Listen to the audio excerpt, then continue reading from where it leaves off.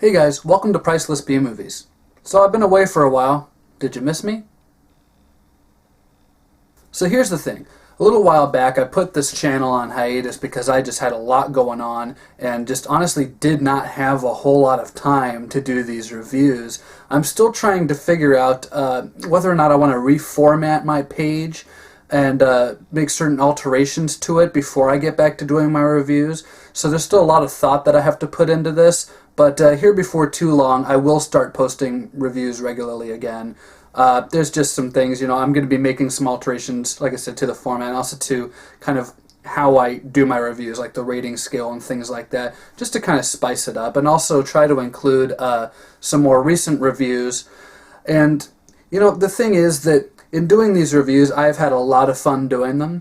But I haven't reviewed many movies that are actually from this last year because I don't often review films. Most of the films I review are Priceless B movies. They're movies that are from way back that people don't know about. That being said, though, what kind of critic would I be if at the end of the year I didn't do a top 10 best movie list of some kind? Not a very fucking good one? Damn straight. Now, before I get into my top 10 list, I'm going to offer a disclaimer here. When I say that a movie is in my top 10, a lot of critics say these are the most well-made movies of the year, like technical achievements, acting, directing. That's all well and good. I've got a couple movies on this list that definitely fit that. But I also rate movies a good deal on their entertainment value, their rewatchability.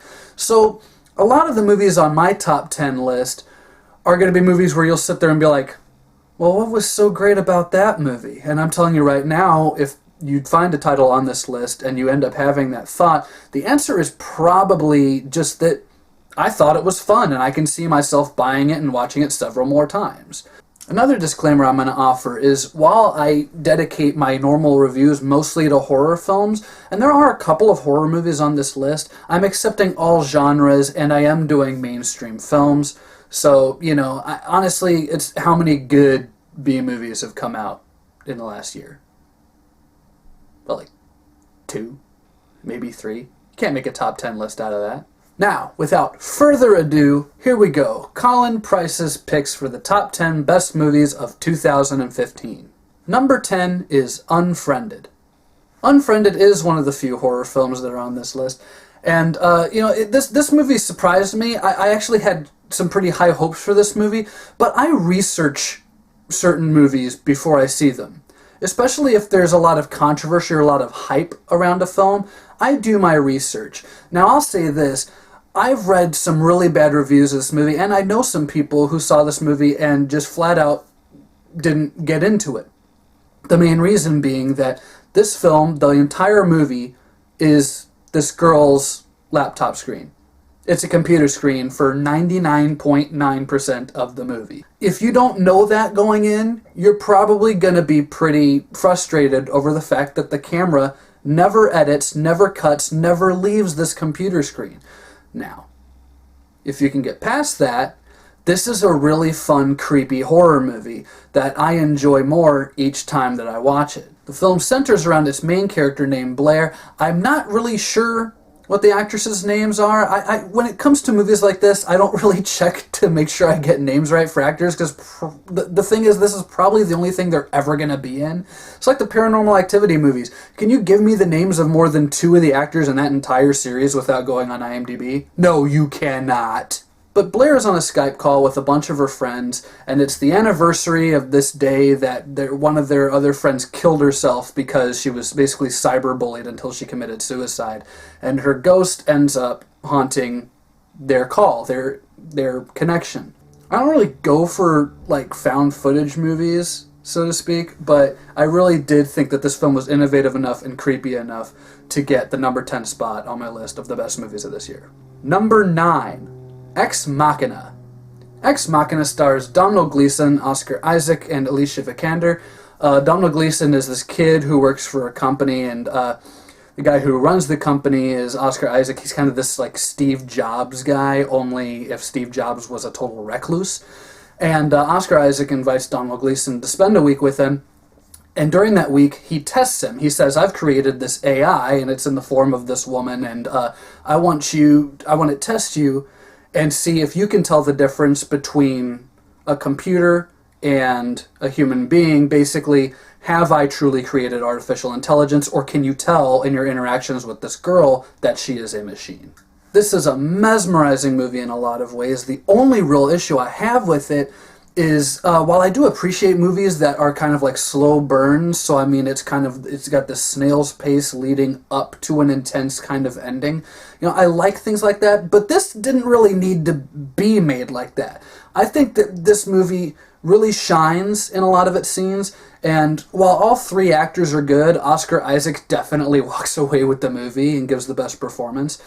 But I think that this movie, I won't say that it could have been shorter, because it already is only like 90 minutes or something like that, but the pacing could have been quicker and it wouldn't have hurt the film. I don't think it would have anyway. But like I said, this is a very wonderful movie. And in terms of sci-fi movies, I kind of rank this along with Interstellar, not because I think it's as good as Interstellar, but in the sense that it's actual science fiction. There's no lasers or, transmogrifiers or whatever. This is all real science, and it feels very gritty and very realistic when you're watching it, even with the fantasy and sci-fi elements. And I love that it's real science fiction. Number 8, Spectre. That's right, the James Bond franchise is back because it's been 2 or 3 years since the last one. Now, getting this out of the way, I'm going to try real hard not to fanboy here because I love the James Bond movies, and I love the James Bond books. Casino Royale is one of my favorite books of all time. Now, with Spectre, I really appreciate the last few Bond movies. Yes, even Quantum of Solace I don't think was that bad. But Casino Royale, Quantum of Solace, and especially Skyfall, how they made Bond a real character in the real world, and they ditched some of the weird comic elements of the past films that were starting to weigh them down toward the end of the Brosnan era.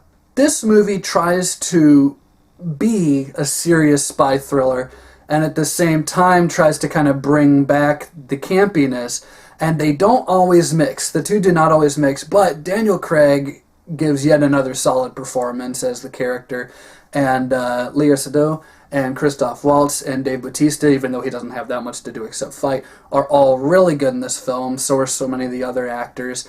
And the production design, like on every technical level, sound, cinematography, all of that is A+ in this film. You just have to understand that they were trying to please everyone, I think. They were trying to make the fans of the old Bonds happy, and they were trying to make the fans of the new Bonds happy, and you can't please everybody all the time, but this was still a very valiant attempt at doing so.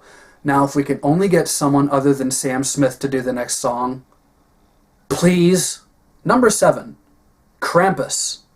Krampus is one of the last films that I reviewed for this page, and I didn't even do a video. I just kind of wrote a brief summary / review of what I thought of it. The more I thought about it, though, the more I really appreciate this film. We don't get a lot of movies like this, like in terms of good holiday-related horror, and this film really reminded me of a lot of other movies, but especially Gremlins, and I will put Krampus right up with the first Gremlins, not the second one, but the first Gremlins, in terms of just being a great, fun, holiday horror movie. I could easily see this becoming a tradition that I watch Krampus every year around Christmas, like it's A Christmas Carol or Christmas Story or Gremlins or Die Hard or any of the other movies that a lot of people tend to watch around the holiday. This could easily become a tradition for me, watching Krampus. Number 6, No Escape. No Escape is the biggest surprise of the year for me. It stars Owen Wilson and Pierce Brosnan. And, a lot of critics really shat all over this movie. I'm not sure why. I thought this was one of the most intense experiences I've had watching a movie this year. And I didn't even see it in the theater. I saw it on the small screen. I was still on the edge of my seat the whole film. This is a really great suspense thriller. Owen Wilson has taken his family to some Asian nation. I don't even know if they even say exactly where he's going in the movie.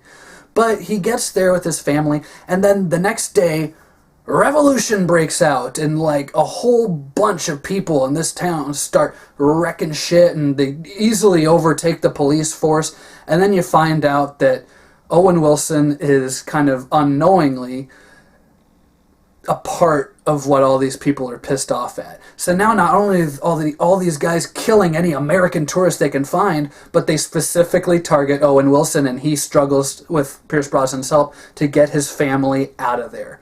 This is a really brilliant film, and I was really surprised at how scary it was in certain scenes. I highly recommend No Escape. Don't listen to any other critic. Go see it. Number 5, Star Wars The Force Awakens. Okay, like I said about Spectre, I'm not here to fanboy. Star Wars does not automatically get my number 1 spot just because it's number 1 on like every other geek critic's list, okay? I thought Star Wars The Force Awakens was a really good movie. It was a really fun movie. But you know what keeps it from being number 1? And I know I'm going to take a lot of hate for this. Structurally speaking, it's A New Hope. It's episode 4. Structurally speaking. Are there differences like in the characters and the way the characters are portrayed? Yes, but the plot is still the same. It's a carbon copy skeleton outline of A New Hope. And I love the movie. It's such a good movie. It's such a fun movie. I can't wait to see it again.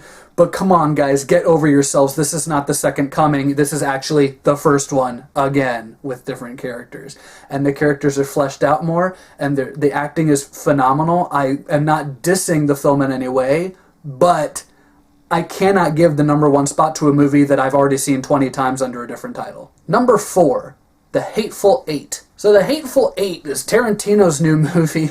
And I love Quentin Tarantino. Pulp Fiction and Clockwork Orange are my 2 favorite movies of all time. And Pulp Fiction is definitely my favorite screenplay of all time. That being said, I love Tarantino. I love dialogue-driven movies. This movie is almost 3 hours long, and it could have been an hour and a half.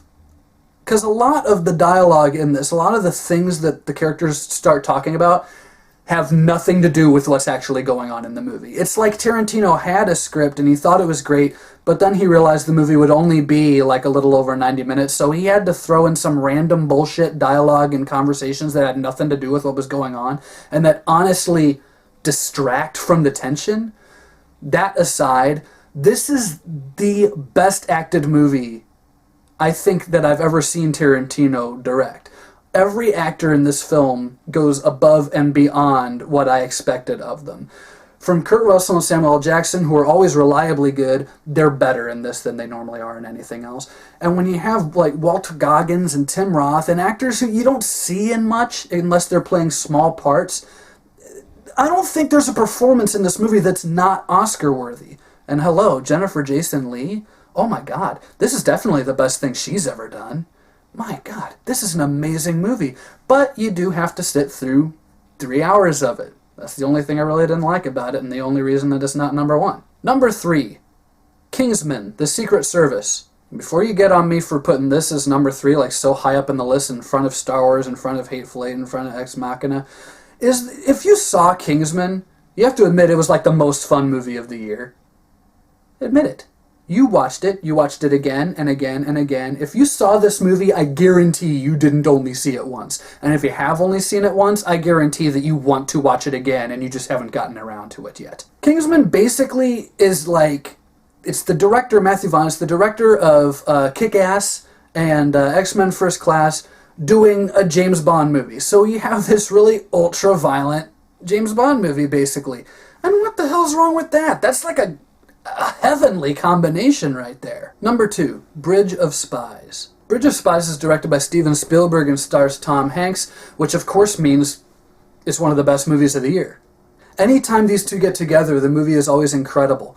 Now, Bridge of Spies, I want to tell you one thing. If you haven't seen it and you've only seen like the trailers for the movie, don't buy into the trailers, because the trailers really make this film out to be kind of like, you know, a dark war thriller, and it's really not. It's not like an action-packed movie. It is a very talky movie. There is one brilliant action scene in which a plane goes down, but this is not a movie about war heroes. This is a movie about the people behind the scenes. And without getting into the plot, because I don't want to spoil anything for any of you, the thing is that what I really appreciate about this movie, one, it is based off a true story. Two, you know, what Tom Hanks' character has to do in this film really made me feel at the end of the day like in situations like, in scenarios like the Cold War, the real heroes in the Cold War were not the soldiers. They were people like Tom Hanks' character who ended up making peace between America and Russia. And I can't wait to see this movie again. And number 1, here it is. Da, da, da, da. This really shouldn't come as a surprise to anybody who knows me. Mad Max Fury Road. I got nothing.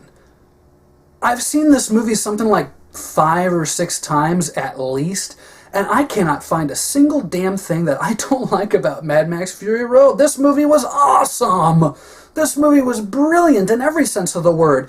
The acting, the direction, the cinematography, the score, everything in this movie works. Take the last 20 minutes, that whole spectacular chase at the end of The Road Warrior, and stretch it out to 2 hours, and that's Mad Max Fury Road.